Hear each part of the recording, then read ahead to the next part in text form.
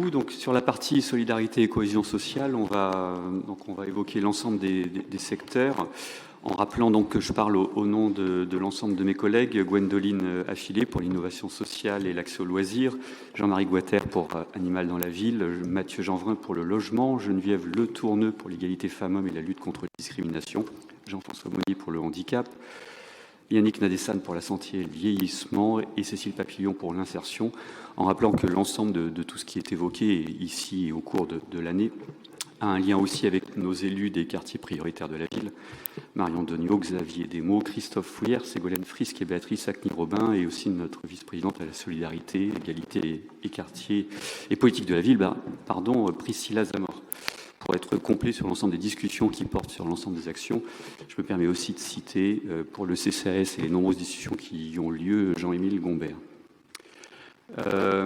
La solidarité, donc, en premier lieu, avec, je vais passer rapidement et vous avez le détail sur les diapositives. Bien sûr, d'une part, le soutien aux associations, notamment l'association des centres sociaux, l'ensemble des associations de solidarité et tous les domaines qui peuvent concerner toutes nos discussions. Et d'autre part, bien sûr, et ça a été déjà souligné à plusieurs reprises dans l'ensemble du déroulé du budget, le soutien au CCAS, extrêmement important dans ces trois missions que sont l'insertion et l'aide à la population, les services aux personnes âgées, et la mise à l'abri des exilés dans nos dispositifs, mais aussi dans l'accompagnement associatif. Concernant l'innovation sociale et l'insertion, bien sûr, nous poursuivons l'inclusion numérique. Vous le savez, nous sommes dans un renouvellement extrêmement important du pacte Rennais d'insertion. La candidature territoire zéro chômeur, qui nécessite de continuer à être accompagnée, particulièrement alors qu'elle est dans une phase essentielle de présentation de sa candidature, et croisons tous les doigts sur une candidature très bien construite. La poursuite de la réflexion sur le revenu minimum garanti, et enfin le développement et la structuration de l'offre locale dans le cadre des vacances et des journées de sortie familiale. Vous apercevez en bas de la diapositive, comme c'est sur l'ensemble des présentations, quelques éléments, notamment d'égalité femmes-hommes sur les budgets. Côté logement social, le travail est particulièrement surligné pour cette année sur la simplification du parcours de l'usager, mais aussi, et ça rejoint ce que l'on disait précédemment, dans un domaine de participation des bailleurs, cette fois sur la politique d'inclusion numérique.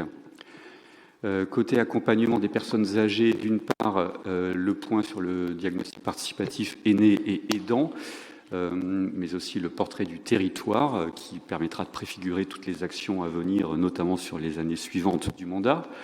La labellisation Ville Amie des aînés, la sensibilisation des services et des habitants autour de marges exploratoires, de simulation de vieillissement. Et enfin, la poursuite de la réflexion sur les EHPAD hors les murs, dont on sait toutes et tous ici l'importance dans vraiment la révolution à venir des modèles d'accompagnement des personnes âgées et, on va dire, le dépassement ou la V2 ou la V3 de ce que sont actuellement nos établissements. Le handicap, enfin, sur cette diapositive tout au moins, avec deux choses extrêmement centrales cette année, que sont d'une part la nouvelle édition de la Semaine locale du handicap et aussi la formalisation et l'installation d'un conseil local. Pour aller ensuite à la santé, on peut évoquer pour cette année le nouveau contrat local de santé, toujours bien sûr le soutien au pôle de santé dans les quartiers, le soutien aussi à l'accès aux soins et à la santé d'une manière générale sur l'ensemble de notre ville et peut-être particulièrement aussi, pensons aux quartiers prioritaires et dans cette dynamique-là, bien sûr, l'ensemble des réflexions se croisent. Le soutien aux actions de promotion, de prévention et de réduction des risques. Et enfin, dans un domaine qui est aussi régulièrement évoqué, la question de la mise en œuvre, le sujet de la mise en œuvre, du plan interne qualité de l'air intérieur qui aura particulièrement cette année une présence importante. Enfin, sur la politique animale dans la ville, la finalisation et l'adoption cette année de la charte sur la condition animale. Oui, c'est moi qui... Pardon. Hop. Enfin, pour donc les trois derniers éléments, le contrat de ville, avec d'une part tout le travail extrêmement important autour des nouveaux dispositifs de l'État. On pense à la cité éducative qui a déjà été citée de toi, la cité de l'emploi et le plan pauvreté. Par ailleurs, bien sûr, le maintien de l'effort nécessaire et important dans le renforcement du dispositif des adultes relais, que nous évoquons aussi très régulièrement. Sur notre politique égalité femmes-hommes et lutte contre les discriminations, la mise en œuvre du lieu d'accueil pour les femmes victimes de violences, qui a été évoquée, qui va être revue plus tard dans la soirée, les états généraux de l'égalité, avec l'actualisation du plan de lutte contre les discriminations, et l'évaluation du plan d'égalité femmes-hommes pour le réactualiser justement.